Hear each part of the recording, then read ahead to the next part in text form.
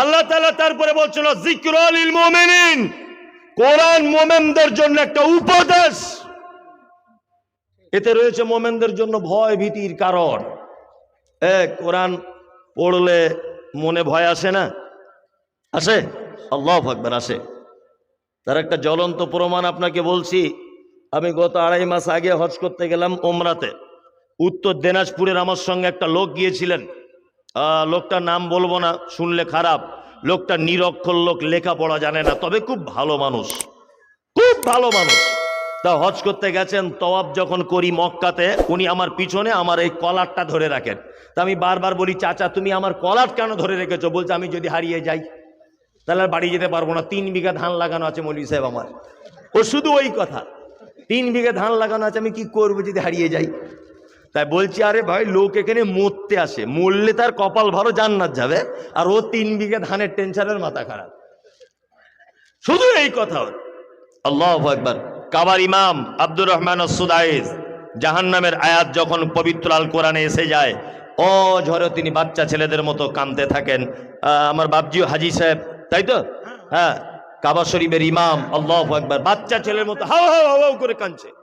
জাহান্নামের আয়াত চলে এলে, আজান হলো, হাইয়া আলাস সালাহ, তওয়াব বন্ধ হয়ে গেল। আমি নামাজের জন্য দাঁড়িয়ে গেলাম। উত্তর দিনাজপুরের চাচা আমার ডান দিকে দাঁড়িয়ে গেল, আর কাবার ইমাম আব্দুর রহমান আস-সুদাইস কোরআন তেলাওয়াত করছেন। জাহান্নামের আয়াত চলে এলো। জাহান্নামের আয়াত তেলাওয়াত করতে করতে বাচ্চা ছেলের মতো করে কাঁদছে। আমি মমতাজুল টুটা ফাটা বিদ্যা অর্জন করেছি, আমিও ব্যাপারটা বুঝতে পারলাম। কোরআনের আয়াতে আল্লাহ জাহান্নামের কথা বলছে, তাই কাঁদছে। ইথিওপিয়া, তারবান, জাপান, কুয়েত, ফ্রান্স, পৃথিবীর যে যেখান থেকে যারা এসেছে সবাই কাঁদছে। আমিও একজন আলেম মানুষ, আমার চোখ দিয়ে পানি চলে এলো, আমিও বাচ্চা ছেলের মতো কাঁদছি। আর আমার ডান দিকে দাঁড়িয়ে আছে চাচা, চাচাও যেন হাও হাও করে কাঁদছে। নামাজ শেষ, চাচাকে ডেকে বললাম, চাচা আমি হয়তো আলেম মানুষ, ব্যাপার বুঝতে পেরেছি আল্লাহ কি বলছেন, আমি এই জন্য কেঁদেছি, আপনি কেন কাঁদলেন? চাচা বলে, মমতাজুল আমার এই 65 থেকে 70 বছর আমার বয়স, আমি 50 বছরের নামাজি, মসজিদে যাই নামাজ পড়তে, ইমাম সাহেব কোরআন তেলাওয়াত করে, একদিন অন্তর গলে না, কিন্তু আজকে কাবার ইমামের তেলাওয়াত শুনে যেন আমার অন্তর গলে গেল। আল্লাহ বলেছেন, আয়াতুহু যাদাতুহুম ঈমানা ওয়া আলা রাব্বিহিম ইয়াতাওয়াক্কালুন। অরিজিনাল মুমিন হলো তারা, তাদের সামনে যখন কোরআন তেলাওয়াত করা হবে, আল্লাহ বলছে মোমেনের সামনে কোরআন যদি তুলে ধরা হয়, মোমেন সব কিছুকে বাদ দিয়ে মোমেন তার ঈমান সাথে সাথে বেড়ে যাবে। মনে মনে ভাবলাম, চাচা তাহলে আপনার ঈমান বেড়েছে। আল্লাহু আকবার। আল্লাহ বলছে যিকরা লিল মুমিনিন, মোমেনদের জন্য এটা কি? উপদেশ, তাই না? দুই নম্বর আয়াত আল্লাহ তাআলা বলছেন, ইত্তাবিউ, তোমরা আনুগত্য করো, মা উনজিলা ইলাইকুম মির। এই জায়গাটা খুব মজার মজার কথা বলবো, কটা মন দিয়ে শুনে নেন। কথা মজার হলেও কথার ভিতরে কিন্তু অনেক দাম রয়েছে। এক, আল্লাহ তাআলা বলছেন ইত্তাবিউ, তোমরা আনুগত্য করো, মা উনজিলা ইলাইকুম মির রাব্বিকুম, তোমার রবের পক্ষ থেকে যেটা অবতীর্ণ করা হয়েছে। রবের পক্ষ থেকে কি? আল কোরআন। দুই, ওয়ালা তাত্তাবিউ, হবে সব, এটা কোরআনে আছে তো, ওয়ালা তাত্তাবিউ, আল্লাহ বলছে আনুগত্য করো না, মেনে চলো না, মিন দুনিহি, এইটাকে বাদ দিয়ে, আউলিয়া, অলির বহু বচন কি? আউলিয়া। অলিয়া উলিয়া বুঝেন তো? অলিয়া উলিয়া তো বোঝা খুব সহজ, আমাদের কাছে এরকম করে বলে, আল্লাহর অলি হওয়া সহজ না কঠিন? একজন বলছে কঠিন, মানে কঠিন তো হবে, ওকে যেমন করে বুঝিয়েছে তেমন করে বলছে। কি বুঝিয়েছে? ও বাবারে, ভাইরা, খালারা, বন্ধুরা, অমুক জায়গার আল্লাহর একটা অলি ছিল, 30 বছর জঙ্গলে বাস করতো, বড় বড় তার গোপ, মাথায় উকুনে ভর্তি, 30 বছর গোসল করেনি, বিয়ে শাদী করেনি, আর ডান ঠ্যাংটা গাছের ডালের উপরে বাঁধা ছিল। বলছে আল্লাহু আকবার, এত বড় আল্লাহর ওলি, ঠ্যাং বাঁধা ওলি। এই তো আমাদের আল্লাহর ওলিদের কাহিনী। এরকম ভাবে বলে না, অলি হতে গেলে বিয়ে করা যাবে না, মাথা চুল কাটা যাবে না, বড় বড় গোঁফ থাকতে হবে, ওই জঙ্গলে বসবাস করতে হবে, তারপরেই তো আল্লাহর ওলি। ইমাম আবু হানিফা নাম শুনেছেন তো? ইমামে আজম যাকে বলা হয়, উনি খুব ভালো মানুষ ছিলেন। ওনার নামে ইতিহাস লেখা হচ্ছে আল্লাহর ওলি হিসাবে। কি ইতিহাস? বলছে উনি যখন জীবনের শেষবারে যখন হজ করতে গিয়েছিলেন, ঠিক আমার দিকে ফিরুন, এইরকম বইটা আমার গাড়িতে আছে, আপনাকে দেখাবো। এই বলছে এইরকম ভাবে তারাবি পড়তে পড়তে 3 বার কোরআন খতম করেছে। আচ্ছা বলুন তো, এইভাবে দাঁড়িয়ে কারো 3 বার কোরআন খতম করা সহজ না কঠিন? মিথ্যা কথা এটা, ওনার নামে লেখা হয়েছে, এটা আমার বই আছে গাড়িতে, আপনাকে দেখাবো। বলছে একটা ঠ্যাঙের উপরে দাঁড়িয়ে 3 বার কোরআন খতম করেছে, আর তারপরে আর একটা ঠ্যাঙের উপরে 3 বার। এটা সম্ভব? বলছে ইমাম আবু হানিফা রাহিমাহুল্লাহ 99,000 বার আল্লাহকে দেখেছে স্বপ্নে। এ পাগলামু ছাড়া আর কিছু? ইতিহাস লেখা হচ্ছে। কি ইতিহাস? এই দেখুন, আপনাকে বলি। গল্প করছে তবলিগ জমাতের ভাইয়েরা, আমি তো বাস্তব কথা বলি বলে সবার কাছে আমি শত্রু। তবলিগ জমাতের ভাইয়েরা বই পড়াচ্ছে, বলছে ভাইয়েরা আমাদের একজন আমির সাহেব ছিল এত বড় আল্লাহর ওলি, 30 জন লোক নিয়ে জমাতের কাজ করছেন, তবলিগে পাহাড়ের উপরে যাচ্ছেন গাড়ি নিয়ে। পাহাড়ে উঠতে উঠতে গাড়ির ব্রেক ফেল হয়ে গেল। এখন এই রকম পাহাড়ে যেতে যেতে যদি গাড়ির ব্রেক ফেল হয়ে যায়, গাড়ির অবস্থা কেমন হবে? পিছন দিক দিয়ে চলে সব লোক মারা যাবে। বলছে যখন ব্রেক ফেল হয়ে গেল, আমাদের আল্লাহর ওলি আমির সাহেব এত বড় পীর সাহেব ছিল, এত বড় বুজুর্গ ছিল, দোয়া করে দিলেন, আর সাথে সাথে আকাশ থেকে 2 জন ফেরেশতা এসে গাড়ির চাকাতে মাথা লাগিয়ে দিয়ে গাড়িটাকে রুকে দিল। বলছে নারে তাকবীর, আল্লাহু আকবার। এই হচ্ছে আল্লাহর ওলিদের বক্তব্য, এই হচ্ছে বক্তব্য। আল্লাহু আকবার। আল্লাহর ওলি হওয়া খুব সহজ, এর থেকে বড় সহজ জিনিস আর পৃথিবীতে কিছু নেই। এবার আপনাকে এই আয়াতটা একটু ব্যাখ্যা বিশ্লেষণ করা যাক। এক, আল্লাহ তাআলা বলছেন আনুগত্য করো, উনজিলা ইলাইকুম মির রাব্বিকুম, রবের পক্ষ থেকে যেটা অবতীর্ণ করা হয়েছে। এখানে কিন্তু নবীজির নাম নেই, আছে? নাই। অন্যত্র আল্লাহ তাআলা বলছেন ইয়া আইয়ুহাল্লাযীনা আমানু, এই তোমরা যারা ঈমানের স্বীকৃতি প্রদান করেছো, আতিউল্লাহ ওয়া আতিউর রাসূল ওয়া উলিল আমরি মিনকুম, আনুগত্য করো কার? আল্লাহর। আনুগত্য করো কার? রাসূলের। ওয়া উলিল আমরি মিনকুম, আর তোমাদের ভিতরে যারা উলিল আমর, তাদের আনুগত্য করো। এই আয়াতটার ব্যাখ্যা বিশ্লেষণ করলে 1 ঘন্টা বলা যাবে, তবে হালকা একটু শিক্ষিত মানুষ না হলে ব্যাপারটা বুঝবে না। তারপরেও আমি চেষ্টা করছি আপনাকে ভেঙে দেওয়ার জন্যে।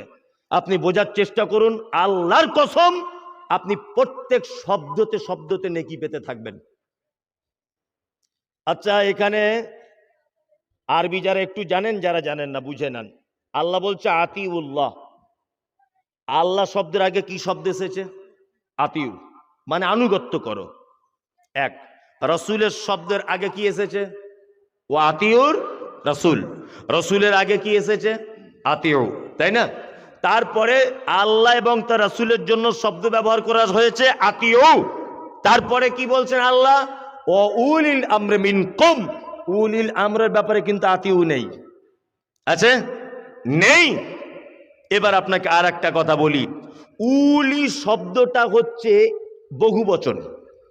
1, 2, পবিত্র আল কোরআনে যত জায়গায় মিনকুম শব্দ ব্যবহার করা হয়েছে, প্রত্যেক জায়গাতে মিনকুম শব্দটা জীবিত মানুষদেরকে বোঝানো হয়েছে। প্রমাণ আল্লাহ তাআলা বলছেন ওমান কানা মিনকুম মারিজান আও আলা সাফারিন ফাইদ্দাতুম মিন আইয়ামিন উখার ওয়া আলাল্লাযিনা ইউতিকুনাহু ফিদিয়াতুন তুআমুন মিসকিন। কোন আছে না? আছে। আল্লাহ বলছে তোমাদের ভিতরে রমজান মাসের মধ্যে যদি কেউ অসুখে পড়ে যায়, যদি কেউ সফরে থাকে, তাহলে অন্য দিনগুলো কি পরিপূর্ণ করে দিবে। আচ্ছা বলুন তো, এই আয়াতটা মরা মানুষের জন্য না জীবিত মানুষদের জন্য? আল্লাহ বলছে ওমান কানা মিনকুম মারিজান আও আলা সাফারিন তোমাদের মধ্যে যদি কেউ রমজান মাসে অসুখে পড়ে যায়, যদি সফরে থাকে, নিশ্চয় জীবিত মানুষের কথা বলছে, মিনকুম মানে তোমাদের ভিতরে উপস্থিত ব্যক্তি যে সফর করছে, যে অসুখে পড়ে আছে। এখানে একটা জিনিস স্পষ্ট হলো, সেটা হচ্ছে এই, আল্লাহ বলছে উলিল আমরে মিনকুম, তোমাদের মধ্যে যারা নেতা আছে, ধর্মীয় নেতা তোমাদের মধ্যে বর্তমানে যারা আছে, তাদের আনুগত্য করে চলো। কে বলছেন এটা? আল্লাহ। এবার আপনাকে একটা কথা এখানে বলে রাখছি, কিছু মানুষ বলছে না, ভাই তুমি কি বলছে, আমি আবু হানিফার মাযহাবের লোক। তুমি বলছে আমি খাজা মঈনুদ্দিন চিশতি। তুমি বলছে আমি ফুরফুরা শরীফ। তুমি কোন মাযহাবের? বলছে আমি আজান গাছি। তুমি কোন জায়গার? না আমি ন্যাংটোপুরের মুরিদ। তাই নানান রকমের মুরিদার মাযহাবের শেষ নাই। আছে না নেই? আছে। যত রকমের মাযহাব তৈরি করা হয়েছে, প্রত্যেক মাযহাবগুলো ব্যক্তি আর স্থানের নাম দিয়ে। দেওবন্দ, কেউ বলছেন আমি দেওবন্দি, বলে না? দেওবন্দ একটা জায়গার নাম নয়? হ্যাঁ, দেওবন্দ। কেউ বলছে আমি বেরেলি, বলছে না? এই যে বেরেলি মানে এই যে চারতলা টুপি মাথায়, চারতলা টুপি আর 22 হাত পাগড়ি, হ্যাঁ, এ হচ্ছে বেরেলি। বেরলবি একটা জায়গার নাম নয়? হ্যাঁ হ্যাঁ। কেউ বলছে আমি আজমিরি, আজমির একটা জায়গার নাম নয়? কেউ বলছে আমি চিস্তিয়া মতবাদের লোক, খাজা মঈনুদ্দিন চিস্তি তো ওটা উপাধি, উপাধি না? কেউ বলছে আমি ফুরফুরার লোক, আরে ফুরফুরা তো হুগলি জেলার একটা জায়গার নাম। হ্যাঁ। কেউ বলছে আমি আজান গাছি, আরে আজান গাছি তো কলকাতা একটা জায়গা, পীর সাহেবের নাম। তা মানুষের নাম, ব্যক্তির নাম আর জায়গার নাম কোনোদিন মাযহাব হয়? হয়? মাযহাব মানে রাস্তা, মাযহাব মানে পদ্ধতি, তাই না? আচ্ছা বলুন তো, আমাদের সমস্ত ব্যাপারের পদ্ধতি কি হবে? আল্লাহ এবং তার রাসূল, তাই না? সমস্ত ব্যাপারে পদ্ধতি। তাহলে আমাদের পদ্ধতি দেওবন্দ হবে না মুহাম্মদ সাল্লাল্লাহু আলাইহি ওয়াসাল্লাম হবে? মুহাম্মদ সাল্লাল্লাহু আলাইহি ওয়াসাল্লাম। আমাদের পদ্ধতি আজমির হবে না আমাদের পদ্ধতি মুহাম্মদ সাল্লাল্লাহু আলাইহি ওয়াসাল্লাম হবে? মুহাম্মদ সাল্লাল্লাহু আলাইহি ওয়াসাল্লাম। তার মানে বোঝা যায় যত রকমের মাযহাব রয়েছে, সমস্ত মাযহাব মানুষের তৈরি করা মাযহাব। আর একটা কথা আপনাকে বলি, মুহাম্মদ সাল্লাল্লাহু আলাইহি ওয়াসাল্লাম পৃথিবী থেকে চলে গেছেন কত হিজরিতে জানা আছে? 11, কত? 10, 1, 11 হিজরিতে আল্লাহ নবী সাল্লাল্লাহু আলাইহি ওয়াসাল্লাম পৃথিবী থেকে চলে গেছেন। চলুন, আল্লাহ নবী সাল্লাল্লাহু আলাইহি ওয়াসাল্লাম চলে যাবার পরে 80 হিজরিতে ইমাম আবু হানিফার জন্ম হয়েছে। কত হিজরিতে? 80। তার মানে আল্লাহ নবী চলে যাবার কত বছর পরে ইমাম আবু হানিফার জন্ম? 69 বছর। ভালো করে হিসাবটা করুন, 69। নিশ্চয় মায়ের পেট থেকে তিনি ইমাম হননি, হয়েছেন 10 বছর মিনিমাম পড়াশুনো করতে হয়েছে। তার মানে 10 বছর পরে তিনি ইমাম হয়েছেন। আল্লাহ নবী সাল্লাল্লাহু আলাইহি ওয়াসাল্লাম মারা যাবার কত বছর পর ইমাম আবু হানিফা ইমাম হয়েছেন? 79 বছর, তাই তো? আচ্ছা, যারা বলছে আমরা মাযহাব মেনে চলি, মাযহাব না মানলে জান্নাত যাওয়া যাবে না, আপনার কাছে আমার প্রশ্ন, আল্লাহ নবী সাল্লাল্লাহু আলাইহি ওয়াসাল্লাম পৃথিবী থেকে চলে গেছেন 11 হিজরিতে, আবু হানিফা রাহিমাহুল্লাহ 80 হিজরিতে জন্মগ্রহণ করেছেন, 150 হিজরিতে মৃত্যুবরণ করেছেন। ইমাম হওয়া পর্যন্ত 80 বছরের মাঝখানের গ্যাপ, আল্লাহ নবী সাল্লাল্লাহু আলাইহি ওয়াসাল্লামের সঙ্গে এই গ্যাপের মানুষগুলো কোন ইমাম মেনে চলতো? এটা আপনার কাছে আমার প্রশ্ন। নাম্বার 2, 150 হিজরিতে মারা গেছেন ইমাম আবু হানিফা, 150 হিজরিতে জন্ম হয়েছে ইমাম শাফির। এই হিসাবে 300 হিজরির ভিতরে সমস্ত আইম্মায়ে কেরাম পৃথিবী থেকে চলে গেছেন। ইমাম শাফি, ইমাম মালিক, ইমাম আহমদ বিন হাম্বল, ইমাম আবু হানিফা, ইমাম বুখারী, ইমাম তিরমিজি, ইমাম ইবনে মাজাহ, ইমাম আবু দাউদ, সমস্ত আইম্মায়ে কেরামগণ পৃথিবী থেকে চলে গেছেন 300 হিজরির ভিতরে। 300 হিজরি পর্যন্ত শবে বরাত ছিল না, 300 হিজরি পর্যন্ত মাযহাব ছিল না, 300 হিজরি পর্যন্ত নবী দিবস ছিল না, 300 হিজরি পর্যন্ত 12 রবিউল আউয়াল ছিল না। তারও 150 বছর পরে মাযহাবের জন্ম হয়েছে। তার মানে মুহাম্মদ সাল্লাল্লাহু আলাইহি ওয়াসাল্লাম পৃথিবী থেকে চলে যাবার 450 বছর পরে মাযহাবের জন্ম। ভালো করে বোঝার চেষ্টা করবেন। তা আমরা 450 বছর পরের জন্ম, 450 বছর পরের ইবাদত করব, না যে ইবাদত মুহাম্মদ সাল্লাল্লাহু আলাইহি ওয়াসাল্লামের সঙ্গে যুক্ত রয়েছে সেই ইবাদতটা নিয়ে মাথা গরম করব? কোনটা? মুহাম্মদ সাল্লাল্লাহু আলাইহি ওয়াসাল্লামের সঙ্গে যার সম্পর্ক রয়েছে এই ইবাদত নিয়ে চলবো। 450 বছর পরে যে ইবাদতের জন্ম হয়েছে ওই রকম ইবাদতকে আমি মুমতাজুল ইসলাম বেদাত বলতে 1 সেকেন্ড দ্বিধাবোধ করি না। ওই জন্য সোশ্যাল মিডিয়াতে বলেছি সবে বরাত তো দূরের কথা, 14 গোষ্ঠী পচা বেদাত। কারণ আল্লাহ নবী সাল্লাল্লাহু আলাইহি ওয়াসাল্লাম মারা যাবার 450 বছর পরে সবে বরাতের জন্ম। তুমি আমাকে গালি দেওয়ার আগে দয়া করে বলছি তুমি ইতিহাস পড়ো। আমার মা বোন তুলে গালি দেওয়ার আগে দয়া করে বলছি তুমি ইসলামের ইতিহাস জানো, তবে তুমি এই কথা আমাকে গালাগালি দিও, তাছাড়া গাল ঘুরিয়ে তোমার কাছে চলে যাবে। চলুন কোরআনে একটা আয়াত বলে এসেছি, আপনার মাথায় ঢুকেছে কি জানি না, সেটা হচ্ছে এই আল্লাহ সুবহানাহু ওয়া তাআলা বলছেন উলিল আমরি মিনকুম, তোমাদের ভিতরে যারা নেতা রয়েছে। একটা কথা বলি, এখানে আল্লাহ শব্দ ব্যবহার করেছেন বহু বচন, উলি শব্দটা বহু বচন, তার মানে নেতা অনেকজন হবে। আপনি কেন মাস্টারি করে বলতে চাচ্ছেন আমি ইমাম আবু হানিফা ছাড়া কাউকে মানি না? এই কথা যদি বলেন তাহলে আপনার ঈমান চলে যাবে। আল্লাহর কোরআনের এই আয়াতের আপনি অপব্যাখ্যা করছেন। ওই জন্য আমরা আহলে হাদিসরা বলি এ কথা, আমরা 4 ইমামকেই মেনে চলি। কি বললাম বুঝলেন? 4 ইমামকেই মেনে চলি। ইমাম আবু হানিফার কথা যদি মুহাম্মদ সাল্লাল্লাহু আলাইহি ওয়াসাল্লামের কথা হয়, ইমাম শাফির কথা যদি মুহাম্মদ সাল্লাল্লাহু আলাইহি ওয়াসাল্লামের কথা হয়, ইমাম আহমদ বিন হাম্বলের কথা যদি মুহাম্মদ সাল্লাল্লাহু আলাইহি ওয়াসাল্লামের কথা হয়, অবশ্যই আমরা মানতে বাধ্য। ইমাম তো দূরের কথা, এই রাস্তার একটা পাগলও যদি একটা সহিহ হাদিস বলে ইনশাআল্লাহ আমরা মানতে কোনো রকমের অসুবিধা করব না। কিন্তু আমরা অন্ধবিশ্বাস করি না। হ্যাঁ বলছি হাদিসে আছে, বলছে হুজুর বলেছে। কত বড় বদমাইশ! আমি কোন এক বক্তব্যে বলেছি মিনহা খালাকনাকুম ওয়া ফিহা নুঈদুকুম ওয়া মিনহা নুখরিজুকুম তারাতান উখরা, এই বলে মাটি দেওয়া যাবে না, বেদাত। বিসমিল্লাহ বলে মাটি দিতে হবে, এটাই চূড়ান্ত। ভারত বাংলাদেশের এই মুহূর্তে বাঙালিদের সবথেকে বড় আলেম বাংলাদেশের মাটিতে আপনারা জানেন ডাক্তার আসাদুল্লাহ গালিব। ভারত পাকিস্তান বাংলাদেশে যত বাঙালি বসবাস করে, যদিও বাঙালি পশ্চিম বাংলার বাংলাদেশে আছে, পাকিস্তানে নেই, তারপরেও যারা আছে অনেক সময় তো দেশ ভাগের সময় চলে গেছে অনেক মানুষ, যদিও বা তারা থেকে থাকে। এই মুহূর্তে 10 জন বড় আলেমের ভিতরে একজন হচ্ছে ডাক্তার আসাদুল্লাহ গালিব বাংলাদেশ। আপনারা জানেন সারা পশ্চিম বাংলার এই মুহূর্তে 10 জন বড় আলেমের ভিতরে একজন বড় আলেম, তিনি রয়েছেন আব্দুল হামিদ ফাইজি আল মাদানী হাফেজাহুল্লাহ। 150টারও বেশি তিনি বাংলায় বই লিখেছেন, 150টা। তার মধ্যে একটা বই ওনার হচ্ছে এই জানাজা দর্পণ, বইটা খুলে পড়বেন। উনি একেবারে টাটকা বেদাত বলেছেন মিনহা খালাকনাকুম বলে মাটি দেওয়াকে, কারণ এটা মুহাম্মদ সাল্লাল্লাহু আলাইহি ওয়াসাল্লাম থেকে বর্ণিত নেই। কোন এক জায়গায় জানাজা পড়তে গেলাম, জানাজা পড়তে যাওয়ার সময় একজনা বলছে সবাই দোয়া করুন মিনহা খালাকনাকুম ওয়া ফিহা নুঈদুকুম, জোরে জোরে বলুন। আমিও সেখানে দাঁড়িয়ে দাঁড়িয়ে জোরে জোরে বলে দিয়েছি আপনারা মিনহা খালাকনাকুম বর্জন করে বিসমিল্লাহ বলে মাটি দেন। তখন চাচা আমাকে বলছে তুমি হাদিস কোরআন কিছু বুঝো? বললাম চাচা তোমার গোঁপ দেখে মনে হচ্ছে তুমি তো পাক্কা বদমায়েশ লোক, গোঁপ কাটারও টাইম পাও না তুমি, আর তুমি আমাকে বলছো আমি কিছু বুঝি না। আমি এত বছর মাদ্রাসায় পড়াশোনা করে এত বছর লাইব্রেরি চালাচ্ছি, আমি আমার লাইব্রেরিতে হাজার হাজার বই রয়েছে, আমি পড়াশোনা করে দেখে গবেষণা করে আলেম ওলামাদের কাছে শুনে বুঝে তবে আমি একটা জিনিস উপনীত হয়েছি সিদ্ধান্তে, আর তুমি একজন সাধারণ লোক বলছো মিনহা খালাকনাকুম বলে মাটি দিতে হবে।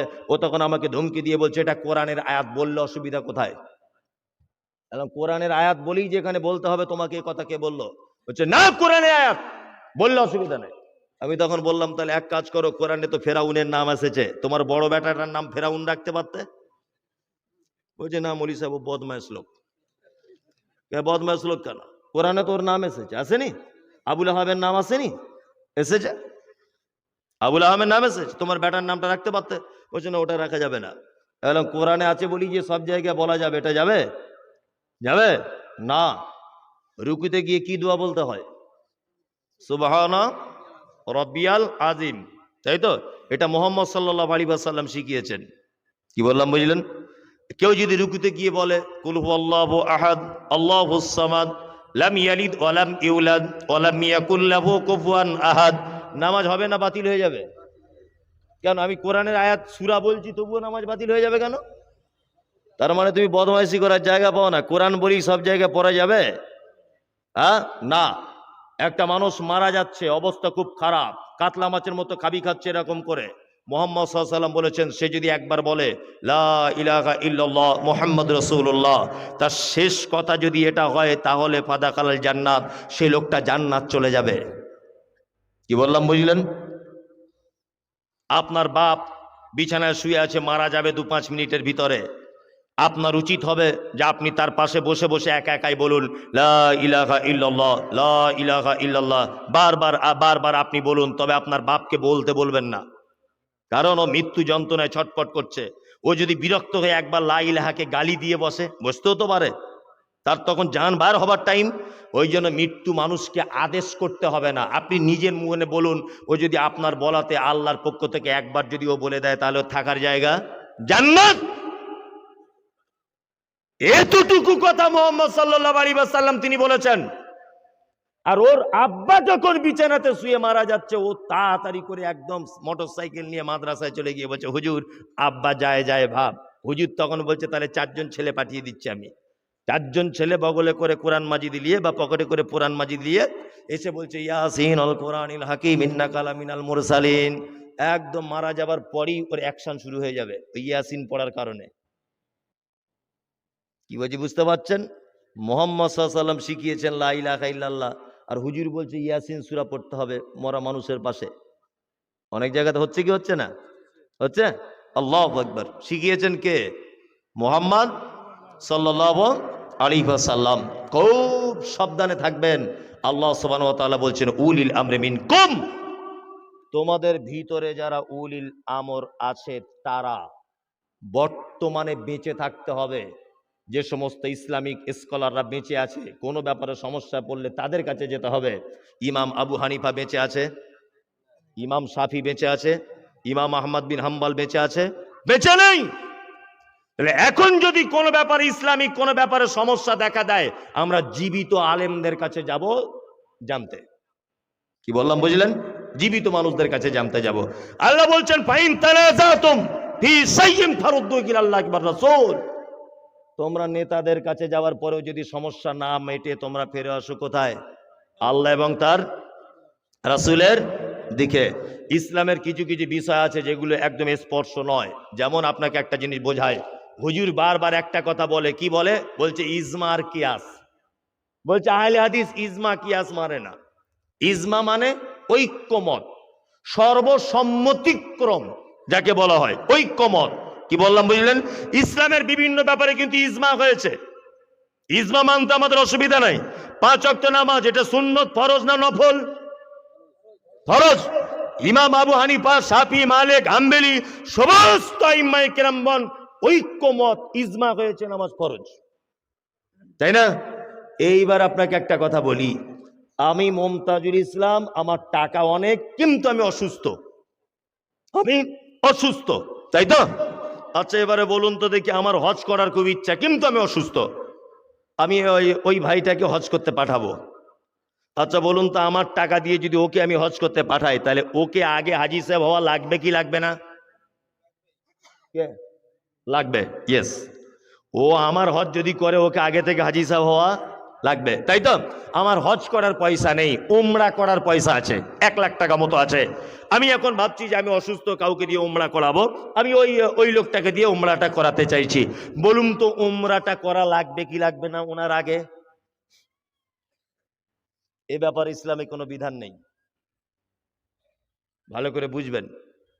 এই ব্যাপারে ইসলামে কিছু বলা নেই। হজের ব্যাপারে ডাইরেক্ট বলা হয়েছে যে বদলি হজ করতে গেলে তাকেও হাজি হওয়া লাগবে, কিন্তু উমরা হজ যদি কেউ বদলি করে এখানে কোনো ইসলামের প্রমাণ নেই। তবে এইটার নাম হচ্ছে কিয়াস। আগেকার ফতোয়ার দিকে লক্ষ্য করে এই ফতোয়াটার দিকে চলে আসা, যে হ্যাঁ হজের ব্যাপারে যখন ফতোয়া এসেছে হজ করা লাগবে, উমরার ব্যাপারে আগের মতামতটাই চাপিয়ে দিচ্ছে আইম্মায়ে কেরামগণ। এর নাম কি? কিয়াস। তবে ইজমা এবং কিয়াস সহিহ হাদিস এবং কোরআনের আলোকে হতে হবে। এবার আপনাদেরকে মজার কয়েকটা সহিহ হাদিসের ঘটনা বলি। আল্লাহ বলছে ওয়ালা তাত্তাবিউ মিন দুনিহি আউলিয়া, ওলি আউলিয়াদের আনুগত্য করো না। এ ওলি মানে কি? ওলি মানে অভিভাবক। বিয়েতে বলে না, বিয়েতে বলে না এ বিয়ের অলিকে, অলি মানে অভিভাবক। এবার বলছি অভিভাবক কাকে বলে জানা নেই। আমি মমতাজুল ইসলাম, আমি আমার বাড়ির অভিভাবক। আমার বেটার জুতোর ফিতেটা যদি ছিঁড়ে যায়, বলুন তো আমার বেটা চাইবে কার কাছে? আমার কাছে। আমার স্ত্রীর এখন ব্লাউজ ছিঁড়ে গেছে, শাড়ি ছিঁড়ে গেছে, চাইবে কার কাছে? আমার কাছে। আমার মেয়ের স্কুল ব্যাগ চলে গেছে ছিঁড়ে, চাইবে কার কাছে? আমার কাছে। তার মানে বোঝা যায় আমার বেটা বেটি যত রকমের চাওয়া কার কাছে চাইবে? অভিভাবকের কাছে চাইবে। আমাদের অভিভাবককে আল্লাহ। আল্লাহ ছাড়া কারো কাছে চাওয়া যাবে না। বর্তমান মুসলমানদের ইমান নষ্ট করেছে এই বড় পাঞ্জাবিওয়ালা দাড়িওয়ালা টুপিওয়ালা কিছু হুজুর, মারাত্মক ইমান নষ্ট করেছে। একটা জায়গাতে বলে দিয়েছে ডাইরেক্ট আল্লাহকে পাওয়া যায় না। এই তোমার মতো গোনাগার লোক ডাইরেক্ট আল্লাহকে ডাকলে হবে? প্রথম পীর সাহেবের ভায়া হয়ে তবে ডাকো। কি বললাম বুঝলেন? আল্লাহু আকবার, আল্লাহু আকবার। পীর সাহেব বাঁচাতে পারবে? হুজুর বাঁচাতে পারে? পারে না। কোরআনের একটা আয়াত ভালো করে বলছি, তার আগে একটা কথা বলছি। আচ্ছা বলুন, আপনাকে সব থেকে পৃথিবীতে আল্লাহর পরে বেশি ভালোবাসে কে? কথা বুঝছেন না? আল্লাহর পরে আপনাকে বেশি ভালোবাসে কে? মা আর বাপ, তাই তো? এর থেকে আপনার কেউ নেই। আল্লাহ সুবহানাহু ওয়া তাআলা বলছেন ইয়াউমা ইয়াফিরুল মারউ মিন আখিহি ওয়া উম্মিহি ওয়া আবিহি ওয়া সাহিবাতিহি ওয়া বানি। শোনো, কিয়ামতের দিনে বেটা তার বাপের কোনো উপকার করবে না, ভাই তার ভাইয়ের কোনো উপকার করবে না। আমাকে যদি টেনে হিচড়ে জাহান্নামের দিকে নিয়ে যাওয়া হয়, আমার মা দাঁড়িয়ে থাকার পরেও আমাকে বাঁচাতে পারবে না। স্ত্রী স্বামীর কোনো উপকার করতে পারবে না। বাপ বেটার উপকার যদি করতে না পারে, মা যদি তার বেটাকে বাঁচাতে না পারে, স্ত্রী যদি তার স্বামীকে বাঁচাতে না পারে, তাহলে হুজুর তোমাকে বাঁচাবে কেমন করে? এটা তো 2024 সালে এটা এতটুকু জিনিস বুঝতে অসুবিধা হয়। পেটে ধরা মা যদি বলছে, আল্লাহ বলছে বাঁচাতে পারবে না সন্তানকে, আর এই গাঁজাখোর বক্তব্য দিতে এসে বড় পাকড়িটা ছুঁড়ে দিয়ে বলছে সবাই পাকড়িতে পাকড়িতে ধরো। যারা পাকড়িতে চান্স পাবে না, পাকড়ি যারা ধরেছে তোমরা তাদের ধরো।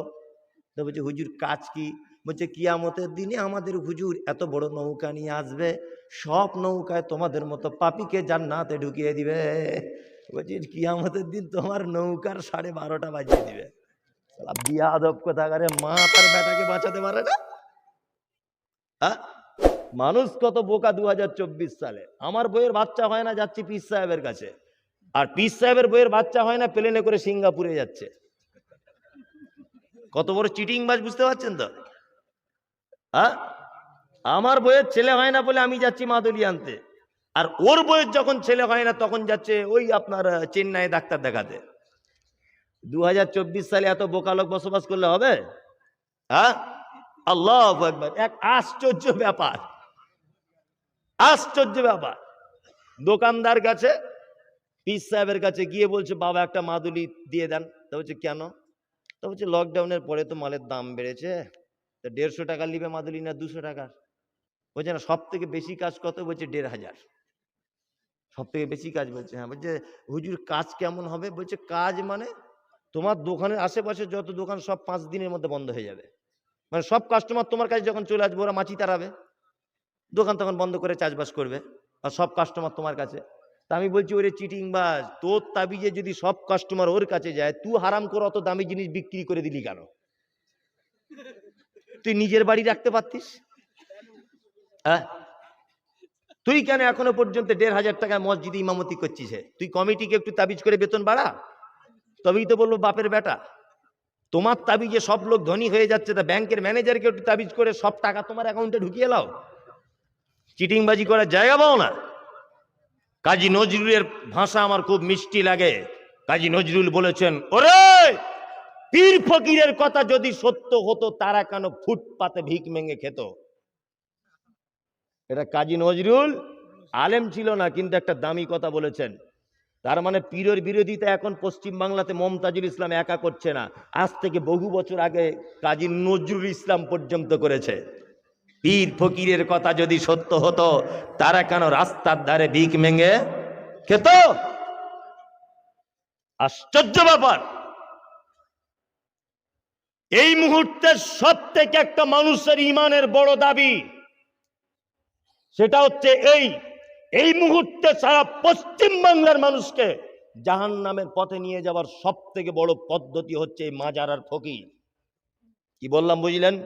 এই রকম লোক যেইখানে দেখতে পাবেন গাছে দড়ি দিয়ে বেঁধে ফেলবেন, বেঁধে ফেলে জল বিচুটি লাগিয়ে দিবেন পিঠে, চুলকাতে না পারে।